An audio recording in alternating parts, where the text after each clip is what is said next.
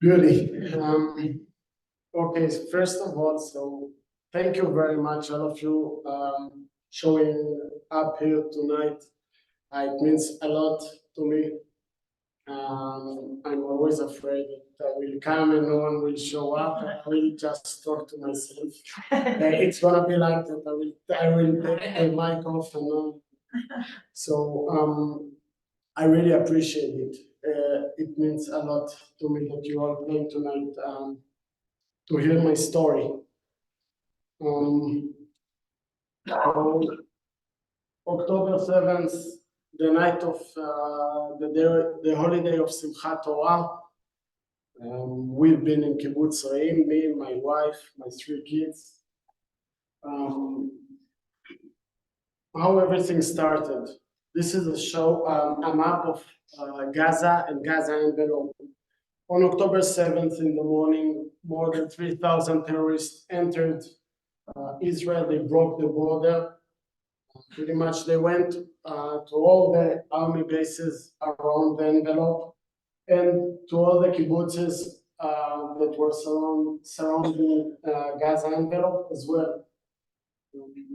I pretty much, it wasn't really matter for them if it was civilians or soldiers. They entered all over the places and tried to kill, murder everyone. What I really wanted you to see on this map, Kibbutz Re'im, it's exactly in the middle. All right. After they captured terrorists that entered Re'im, they asked them why so many terrorists came to Re'im. So the terrorists when they investigate them, the terrorists said, because Re'im is exactly in the middle, we were planned to establish a headquarters inside the kibbutz. This is why we sent so many terrorists to this kibbutz. It's exactly in the middle. It's much more easier to handle everything from there. And Re'im sit on a very important junction where the army and the policemen try to bring reinforcement to Re'im. So this is why it was so important for them to take over Kibbutz Re'im. Well, we moved to Kibbutz Re'im on October 1st.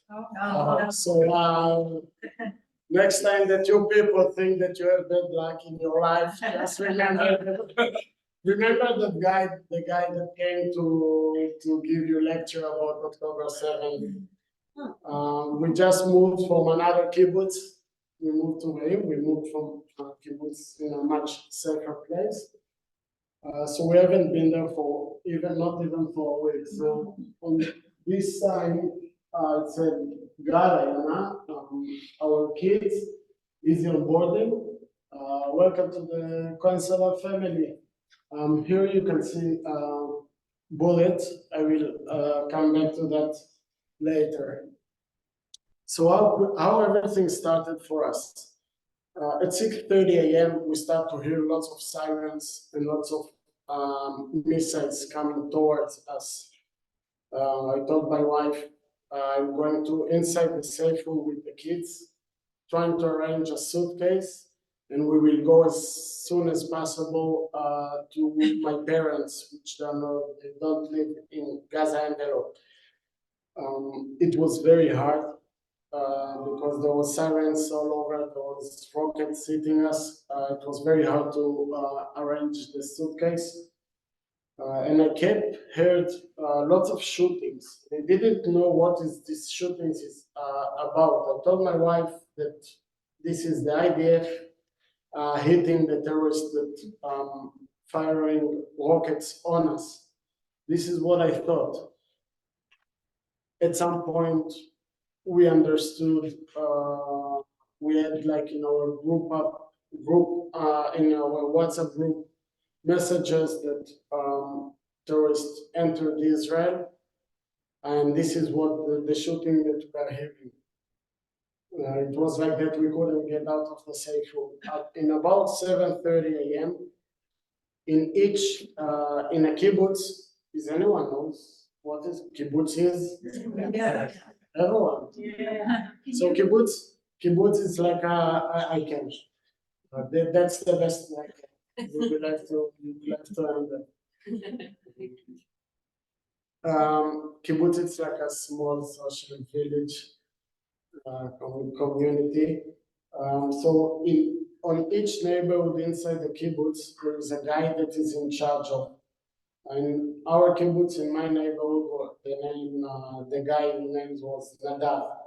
Nadav gave me a call at 7:30, and he asked me if everything is okay. So I told him two things. The first one is that there is instead of having a vent in our safe room, there was a hole, and there was no lid to cover it. So it was just like an empty hole. The second thing is that I asked him if you think it's possible that we will get out of Kibbutz Re'im now with the family. We want to get out to another place, to a safer place. So Nadav told me, no way, there is terrorists out of the kibbutz. There is a big wall out of the kibbutz, and there is a fear that they enter the kibbutz.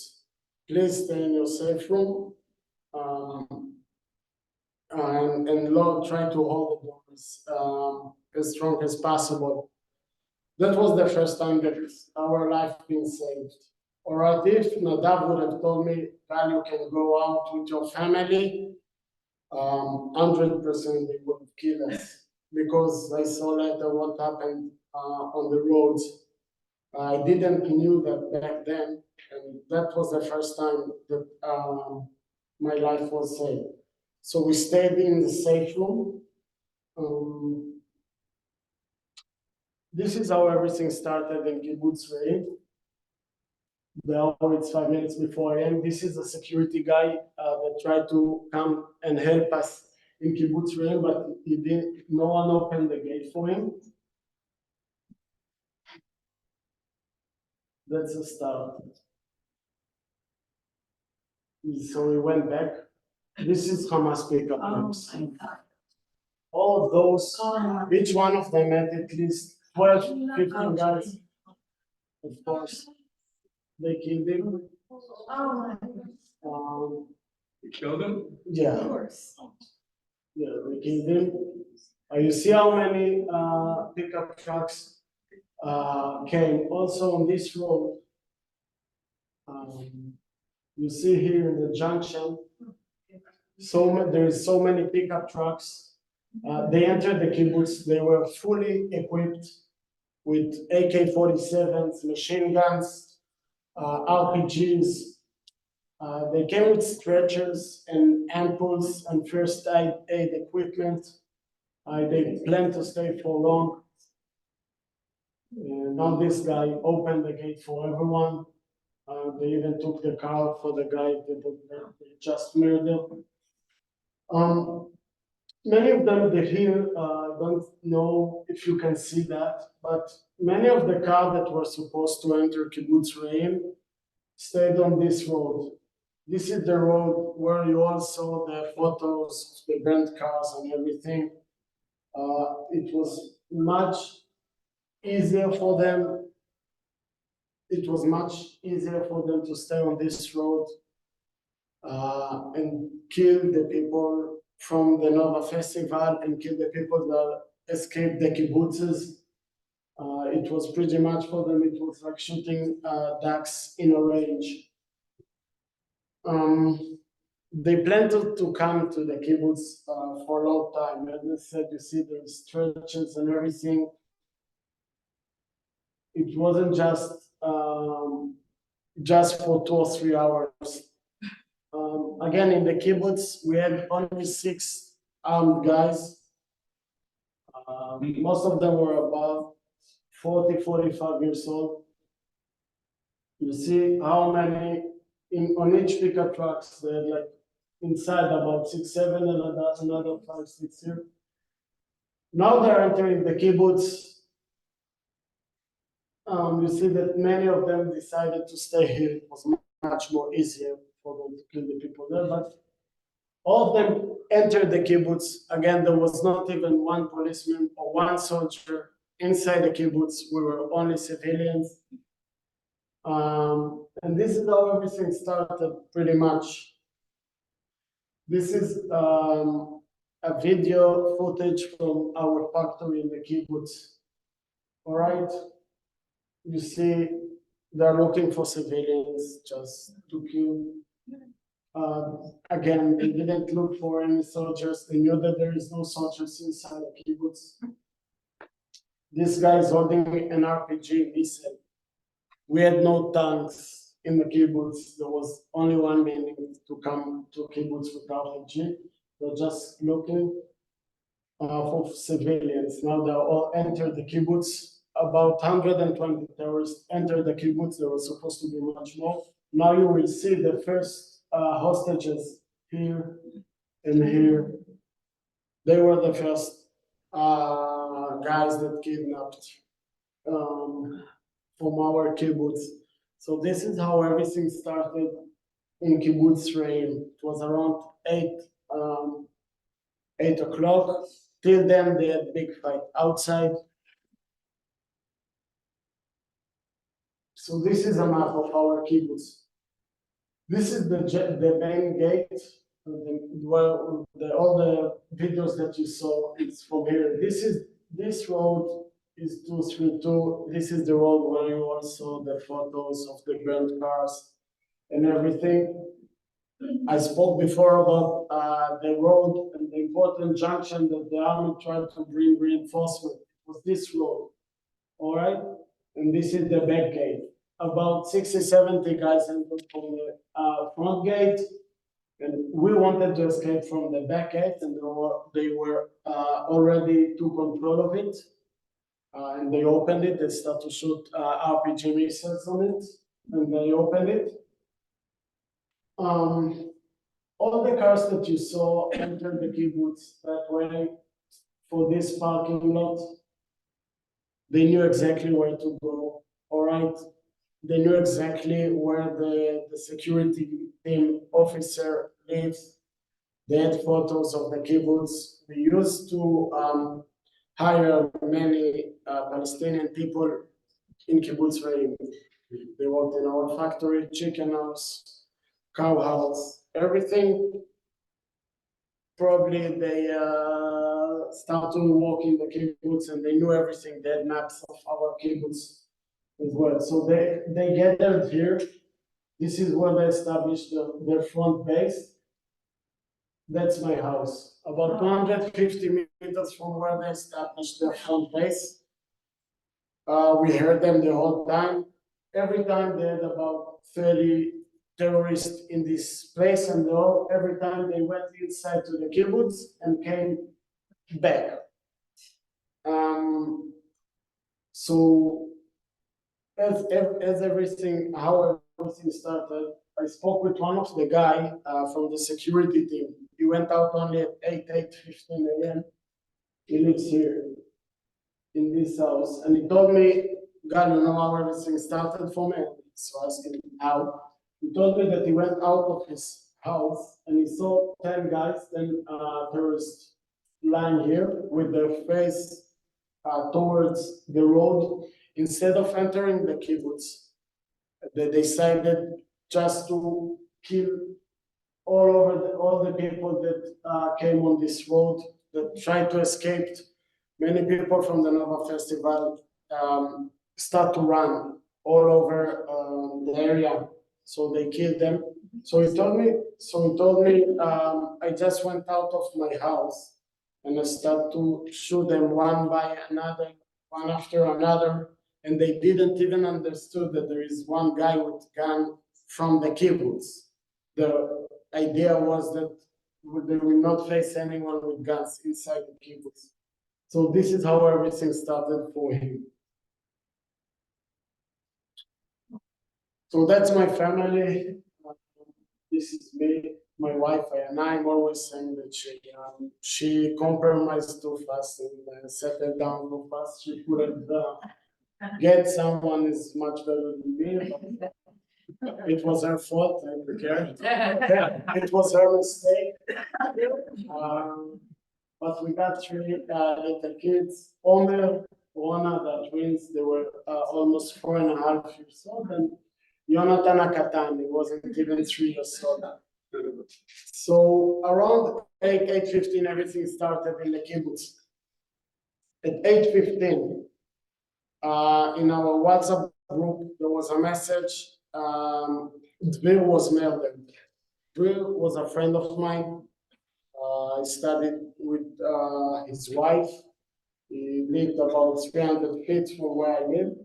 And since that moment, pretty much, I just counted the seconds and the minutes until they will come to my house and they will kill us. All right, I knew exactly that they're moving from house to house and purifying it from civilians. And you are just waiting. You're waiting for your own death. I was about to collapse, and then my wife told me, "Gal, you have to you have to get up, and you have a family. You need to show to your kids that everything is okay." And I kept told myself that it's not fair. It's not fair for my kids. It's well, we have such a bad luck. We're not even 1 week here, but it's just not fair for those kids to die. They're still too young and they haven't done anything to anyone. It's not fair for them. So we just waited. I just waited. I broke the hand door of our safe room, and I waited for them to enter the house. I said we had a hole in our safe room. They could have come just throw a hand grenade inside without even entering our house. I knew that if I will see a hand grenade, I will jump on it. So I will die, but maybe I will save my kids. And I thought about it. If they will enter our house, I will get out of the safe room, and maybe they will kill me or they will kidnap me, but maybe I will save my family. We know that in some other places, like New Orleans, it didn't went very well. We know about the Bivas family. The father he left the safe room. They took him to Gaza, and then they came back to take his wife and his two redhead babies. I didn't well very well for him. But this is what I thought. So I just waited until they will come and show up. You're counting the minutes till you will die, pretty much. Eventually, they arrived on our house. Okay, and we start to hear all the screaming in Arabic and everything. The bullets start to hit our house. And we knew it's about seconds that they will enter. The kids, the three of them, start to scream. They were afraid. Imagine yourself how afraid we were. So for the kids, they were afraid and they start to scream. So we had to explain them that we have to be quiet, so we will not reveal ourselves because there's bad guys outside. The twins were okay; they stopped. But Jonathan Akatan was afraid. Again, he wasn't even 3 years old. So my wife took him and she put her hands on his mouth. We are next generations of Holocaust survivors. Okay, and we always knew about the story that the mother had to strangle her son because the Nazis came and he was crying. So pretty much she started to cry. She said it's reminder the Holocaust and what her grandparents suffered. So I came and I had to put my hand from his mouth, and every 10-15 seconds I took it off so he will be able to breathe. We waited. We just waited. I've been in the army. I served in the army. I served in Sayeret Golani. It's one of the best units that we have in Israel. I've been under fire. I was afraid, but to be afraid of your kid's life, it's in a way different level, something that you cannot even imagine. It was so bad. So they start to shoot on our house. Eventually, they tried to open our door. The door was just like a wood door. Pretty much any one of you can kick it and break it. It was locked, but it's very easy to break it. And they couldn't open it, so they start to shoot on our door and they start to shoot on the window next to it. They thought maybe that we will get out of the house, of the safe room, we will be afraid and we will surrender or something like that. But we stayed. So they left. They moved to my neighbor. They opened the door, like my neighbor's door, and they threw a hand grenade to his living room. The hand grenade didn't explode. So this is what saved my neighbor family. They were afraid from their own grenade, so they moved to another house. This is what they said then. Eventually, so this is what happened. Only at 2:30 p.m. after 8 hours, the army finally arrived. And then we started to hear a big war inside the kibbutz. I can notice the difference between M16 bullets to AK-47 bullets. And then I started to hear a big war. And for me, it was a bit of a relief because from that moment, I knew that they're not trying to attack us, the civilians. They're trying to defend themselves against the army and the policemen. So it was like that about 4 hours. At 6:30 p.m., the army finally arrived in our house. They broke the door. They entered to check that everyone's okay, that nothing really happened to us. And after that, they moved to my neighbor's house. I told them that they need to be, don't enter like that to his house because you will jump on the grenade. So they start to call my neighbor out of the safe room. My neighbor didn't want to get out of the safe room.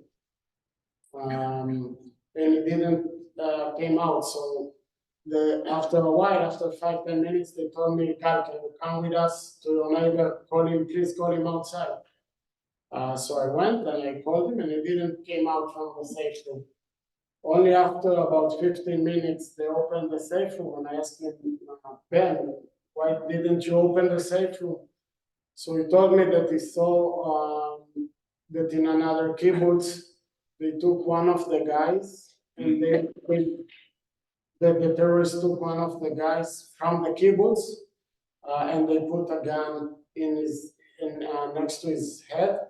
They told him, "Tell everyone to get out of the safe rooms, otherwise we will kill you." So many people left the safe room because of that.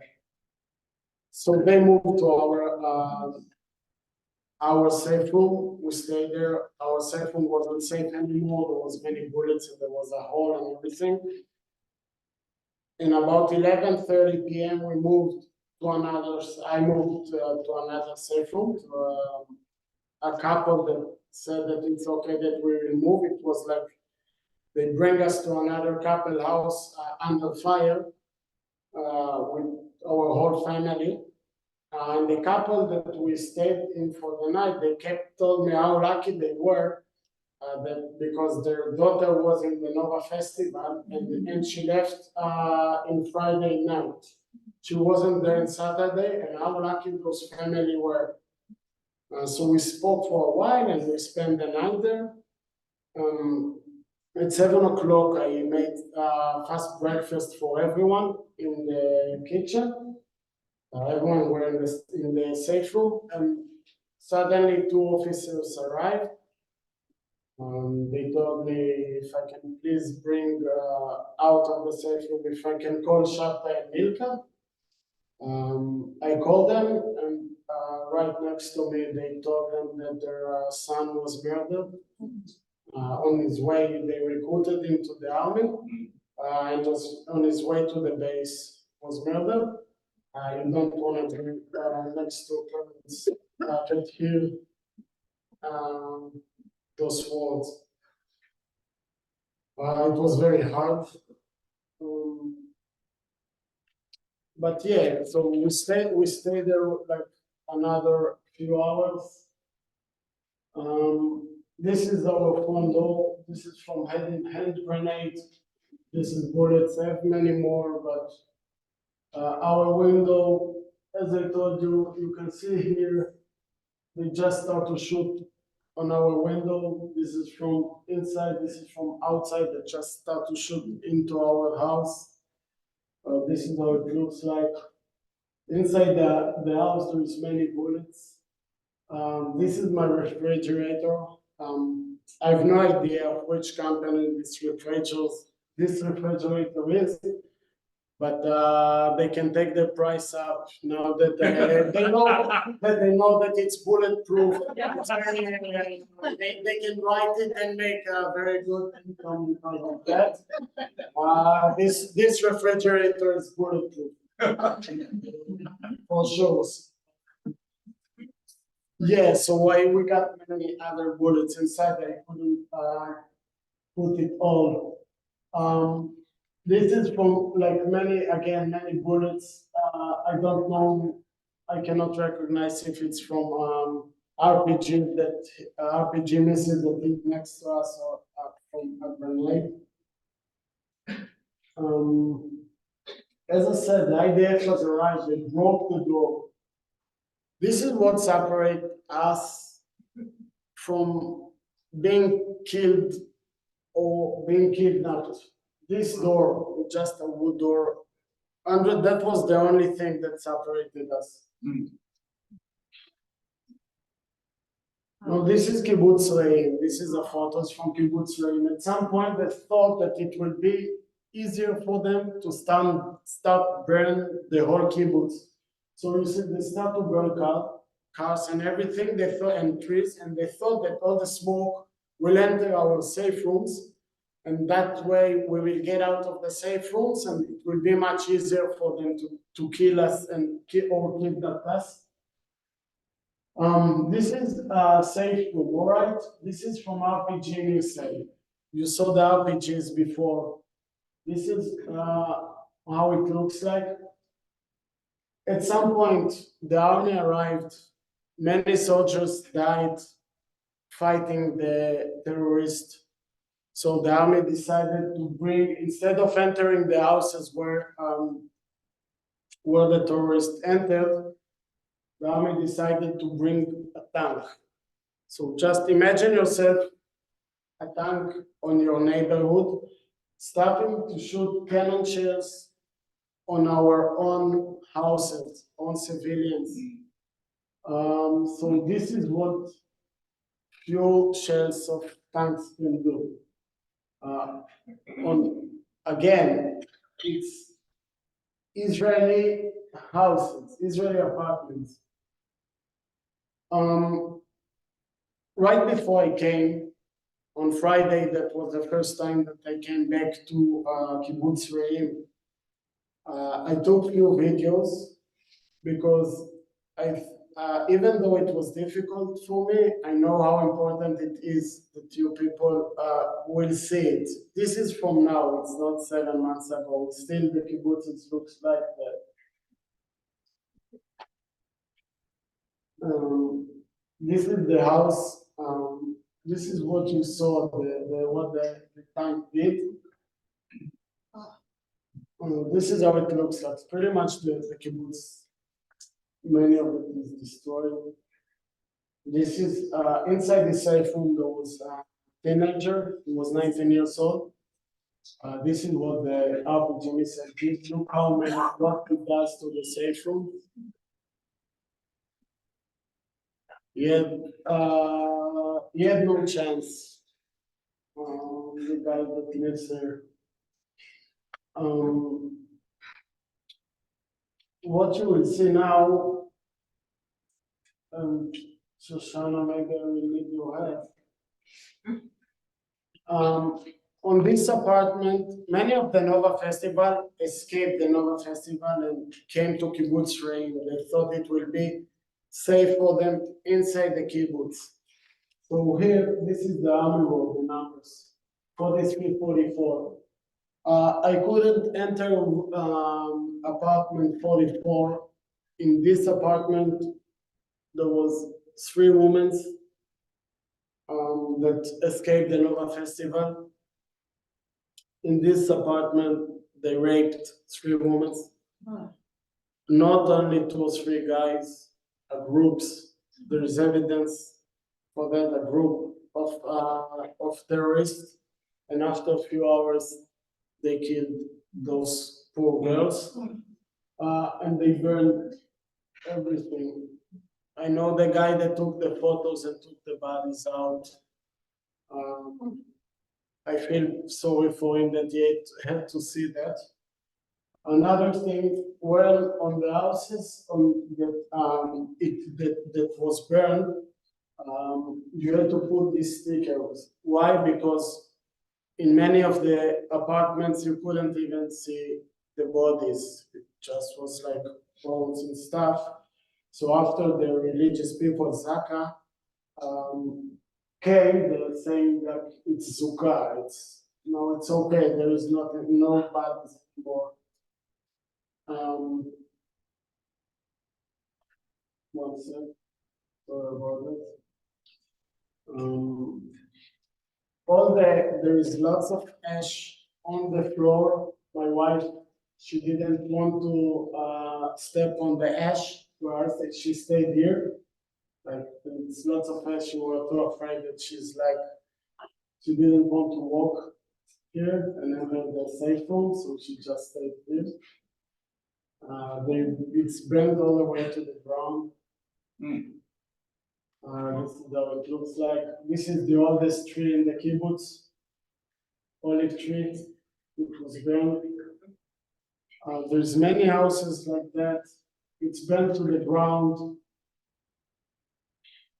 It's very hard to be there and to see that. It was the first time for me. Everything was matted. You need to remember that there was people inside. You see, everything was matted. It burns for hours. There were people inside those houses. There was a reason that they burned those houses. This is the safe room. They also burned the safe room. In this one will be will not see it very well. After more than 30 hours, after 32 hours, finally we managed to leave Kibbutz Re'im and the safe rooms.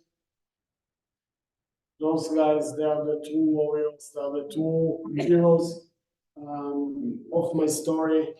I'm really proud of them. That was the first time that they took a proper sleep. We left the kibbutz and we saw so many. I was so afraid that they will see what we saw out of the kibbutz.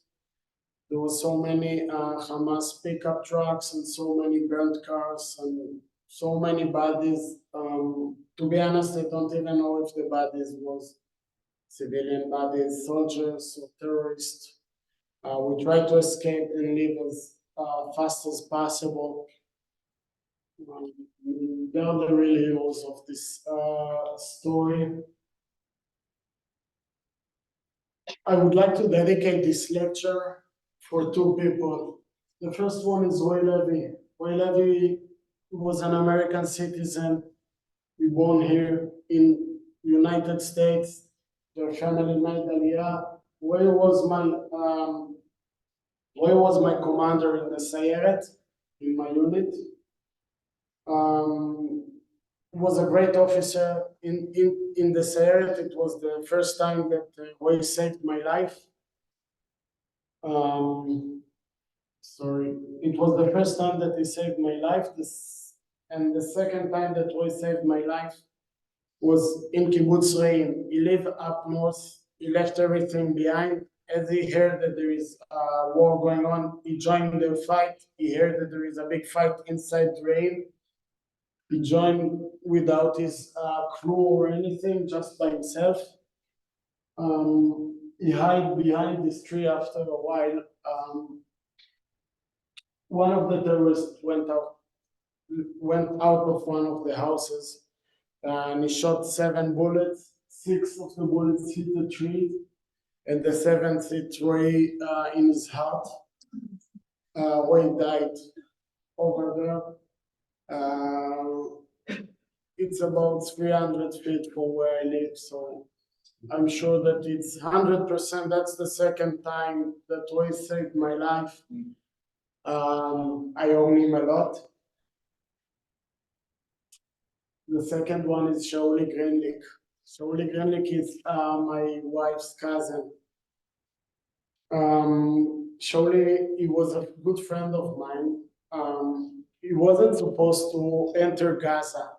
Okay, Shauli entered Gaza. He already discharged from the army, but insisted to go and fight in the army, to go and fight in Gaza for his people. And then we went he got 48 hours off in Hanukkah, and we went to light up a candle with his family. And me and Shauli, we spoke outside. And he told me, God, every time that I feel bad or I feel desperate or something like that, I think about you, about your kids, and this is what gives me the strength to move on.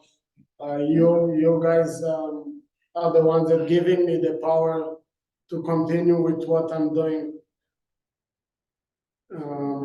So we finished. I've been with him the night with his family. And I took him to his car, and he took my kids to our car. He held them and he hugged them.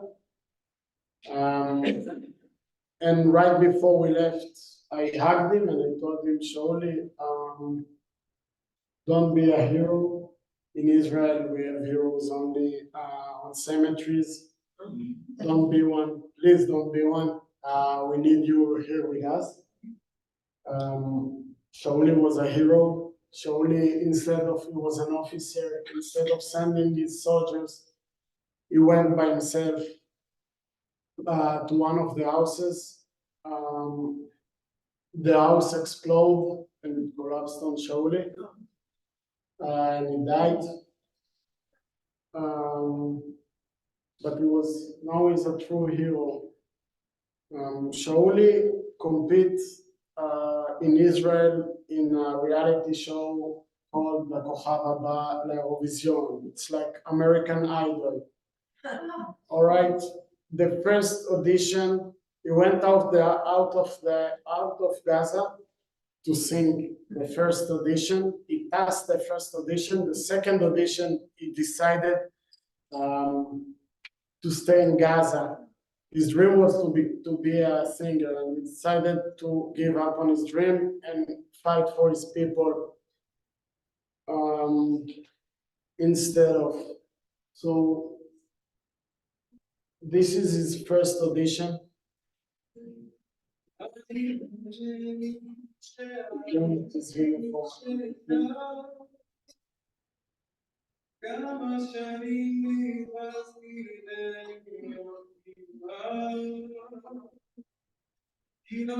So pretty much predicted his own death. I should say about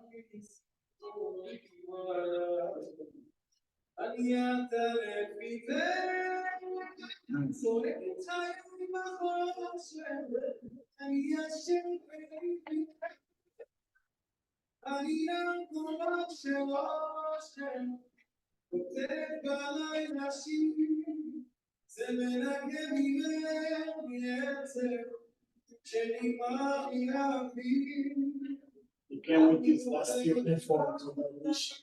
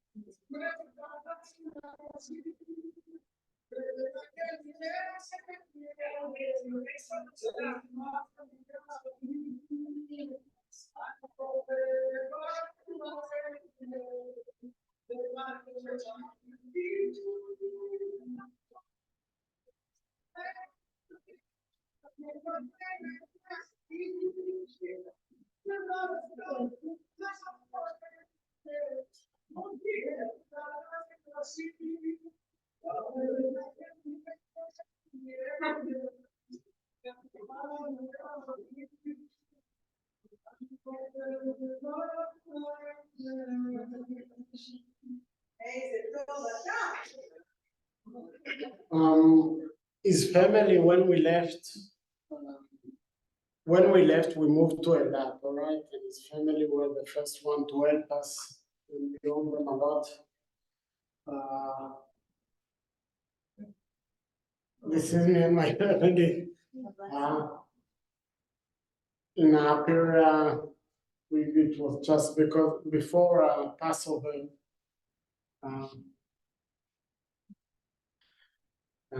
guys, that was me. That was my story. I really appreciate. If each one of you will take even something small from what you heard and saw here, it means a lot for me. To be honest, I'm doing that. I'm really afraid that people will forget what we've been faced with October 7th. I'm afraid that people will say that it never happened. And it wasn't like that. This is why I'm here. This is why I left everyone back in Israel. It means a lot to me that you all came. Thank you very much. Really appreciate it.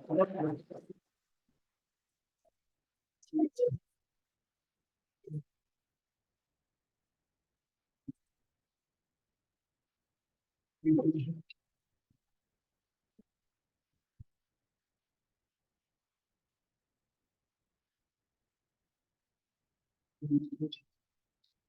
need to give those applause to my wife. She's the one that's making it's making me so proud.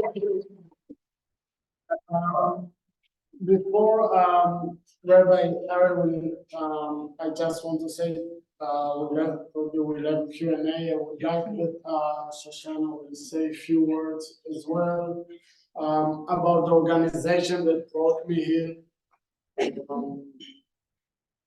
Yeah, yeah. That's the call.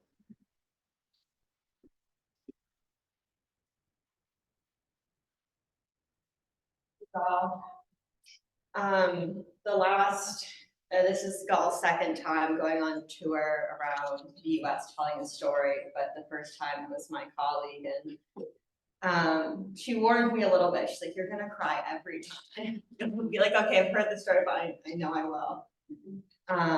She prepped me a little bit, but thank you so much, Gal, for sharing. I don't know how you have the strength to tell that story over and over again in such detail. But anyway, I don't want to take up much time, but I just want to explain a little bit about our organization how we brought all here. Basically, me and a good friend and coworker, right after October 7th, she had this idea that there was this disconnect between communities and we needed to bring survivors to come and share their stories. And we dove in right away. We knew some survivors and they knew more. And her and I, we worked at Hillel, so we had a big network of Jewish organizations around the country. And so we started being a connector. And over the course of the last about 6 months now, we've spoken at over 200 different organizations, over 50 college campuses, and we're hoping to keep growing and become not just a nonprofit that brings survivors, but sort of combats anti-Semitism and helps raise voices that are combating anti-Semitism more in general. So we're at this sort of these early stages of founding this nonprofit, and if anyone wants to help get involved or help support us, please come speak to me after. We have our GoFundMe, it's like a little QR code if you want to help support us that way. But yeah, thank you so much all for coming.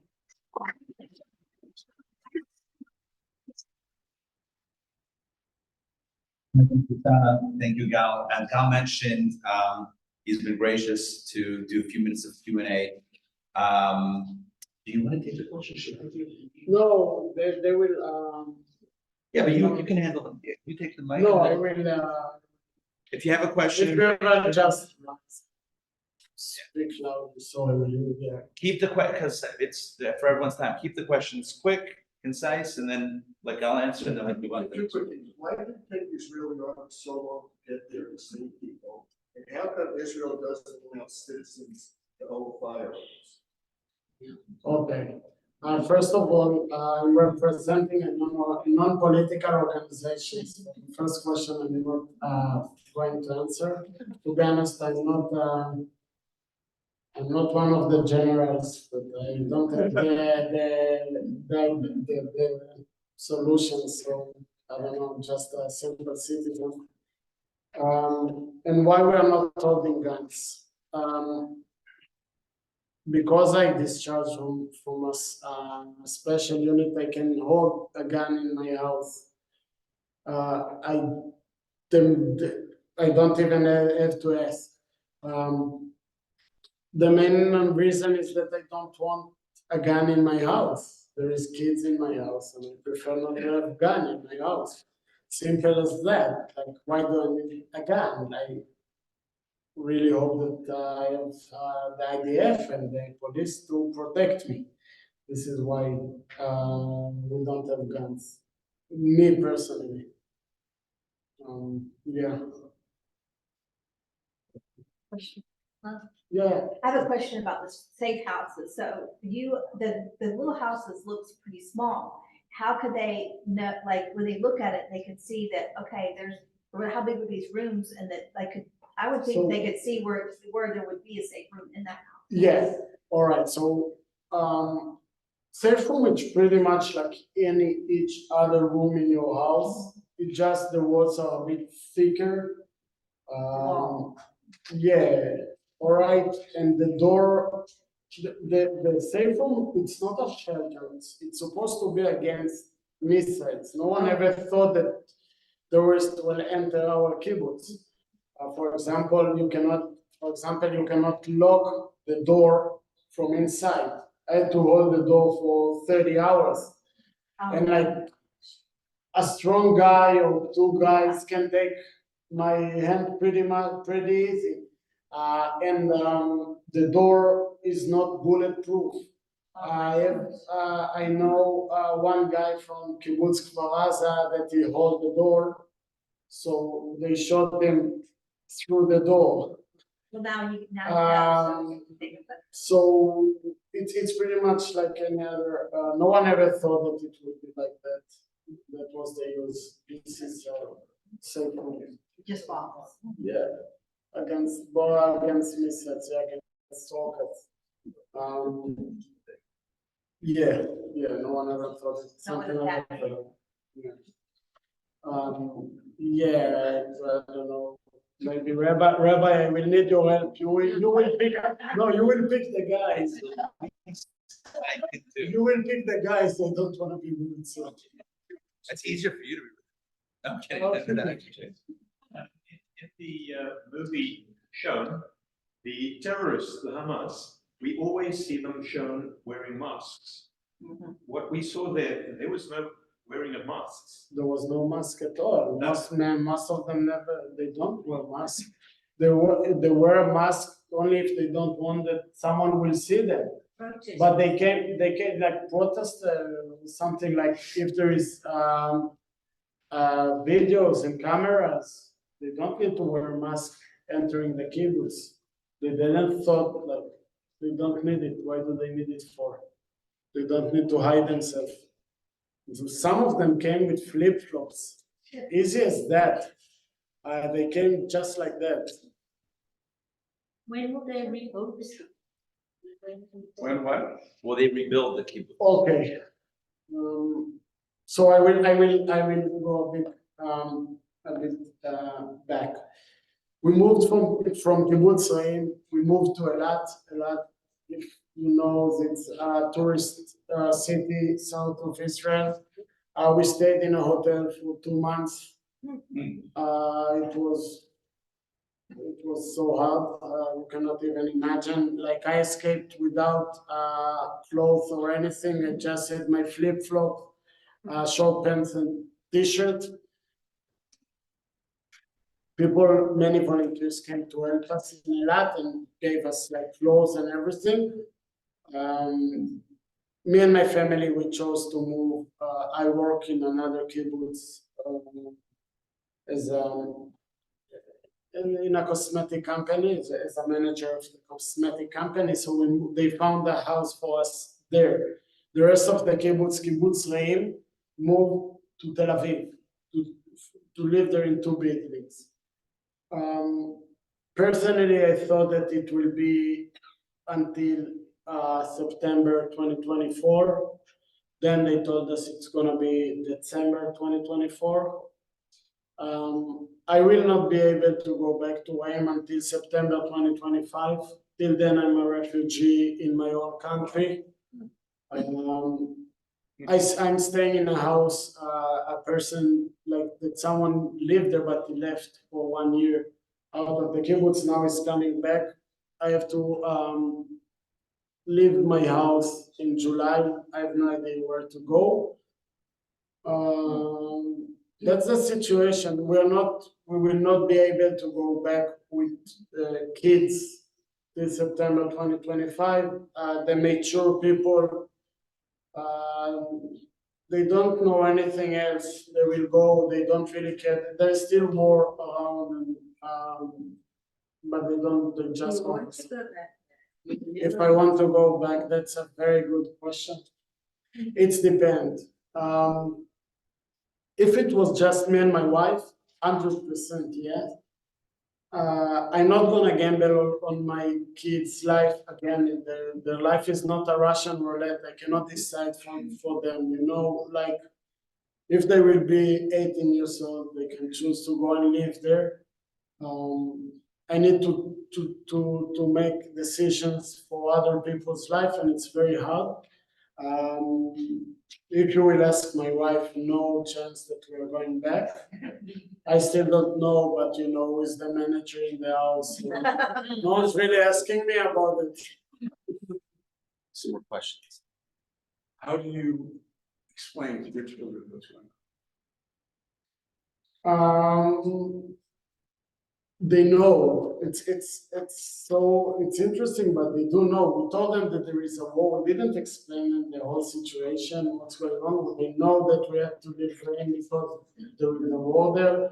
They know that Shauli died to protect us. They knew Shauli. Now we are in Kibbutz Hatzerim. It's another kibbutz. So the kids, they went to the kindergarten, and a week or 2 ago, one of the mothers of the other kids came to us, and she told us that her son is afraid to come to visit us in our house because Omer, my kid, told her kid that we have dead bodies out of our house. And Omer spoke about Re'im, but the other kid thought that where we live now, there is dead bodies, so they were afraid. I felt so bad for Omer first that he said to saw those things and he remembered it, and kids are afraid to come to play with him in his house because he told them that he saw dead soldiers out of our house.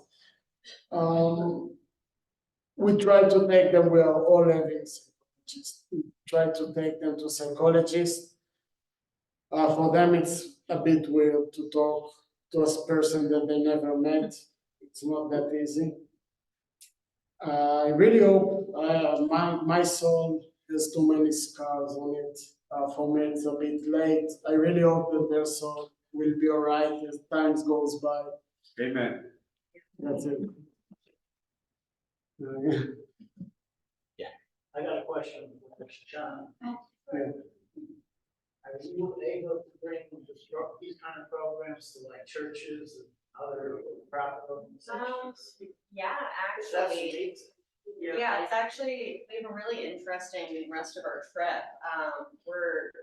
Next week, we're flying out to like Idaho and Washington and Oregon, speaking to some Jewish communities and some churches. And I mean, everything from big Jewish federations to small synagogues to Chabads to Hillels to nonprofits that aren't Jewish at all, but different types of, really anyone who wants to bear witness to the massacres. We want to help bring a survivor there to share a story. Have you contacted any media organizations, because they don't remember October 7th.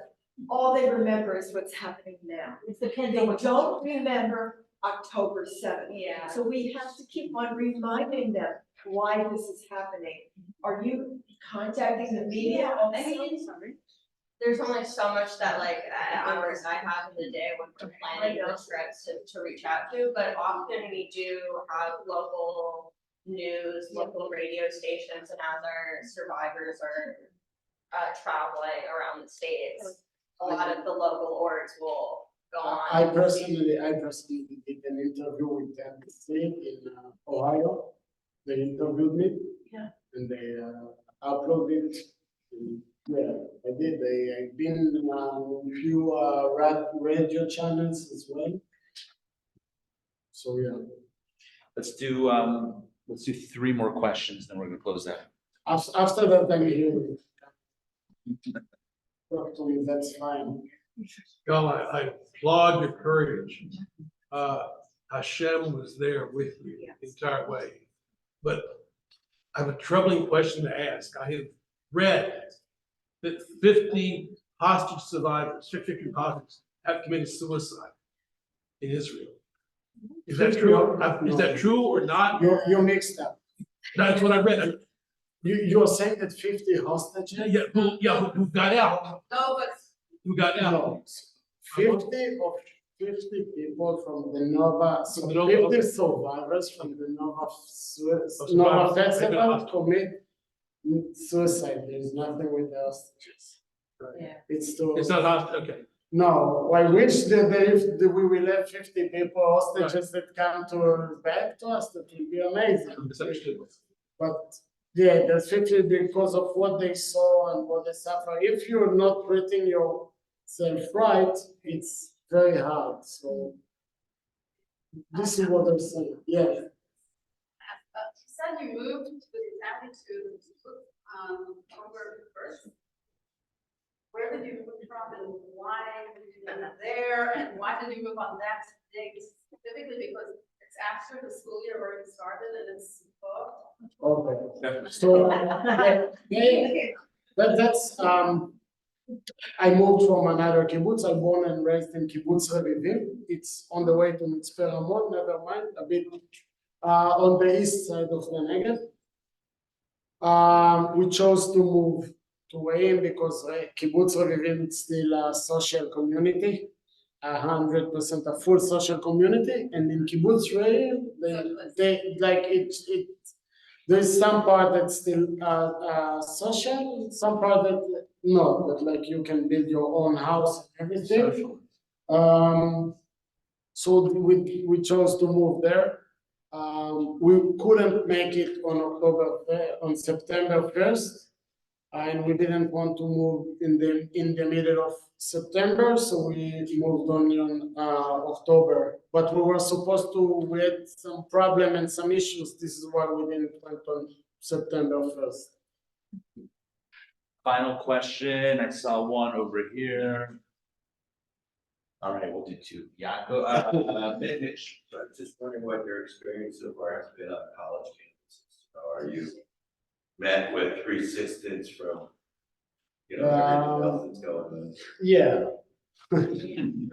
It's depend where. Most of the campuses were okay.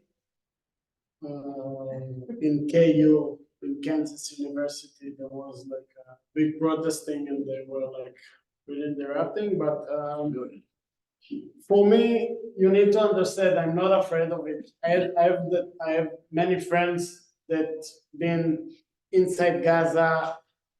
They went to 5 months. All my crew went to 5 months to fight. So this is my part. This is my war. Each one of us got his own war. I believe that each one of us got. We are all part of something that is bigger. Even me, you, and the rabbi. There's meaning of us being here, and there is a meaning for me coming here to do that. So I'm not afraid. I get lots of strength from the people that are coming to listen to me. It means a lot to me, and this is why I'm doing it. So that's okay. So, what is the status of hostages from Re'im? And from the videos of the terrorists, were any of them apprehended? You heard? So they kidnapped about 10, 12 people from Re'im. All of them came back in the ceasefire. Many of them were kids, and many of them was Thai people that worked in the kibbutz. Actually, 3 or 4 days ago, there was one guy, Dror. His name was Dror. He born in Kibbutz Re'im, but he married to a woman in Kibbutz Be'eri. Everyone thought that he's a hostage, and they declared that he's died. He died, his wife died, and now there's 3 kids are orphanage. So it was very sad for us, very sad moments in the kibbutz. But I do know many, and it's a big word, but I do know. I know, like, I have friends that they are hostages. It's not hard. The situation, what to do and how to do, it's not. It's a big conflict, and like for me, I'm always saying that like I would just one door from being like that. It's up to the rabbi. It's up to all of us. The last question was, were the terrorists that went into Re'im, were they should kill any brought to justice or? The terrorists that entered Re'im, I cannot put the photos of the many of them died. The army killed them. I will never put the photos, those photos on my slideshow. Some of them been captured. And some of them came back, went back to Gaza. So there was like the whole day they are saying that there were about 150 terrorists. So they had like many different ways to end this day. That's it. Right. Thank you very much. Thank you. This is all the, thank you. Thank you.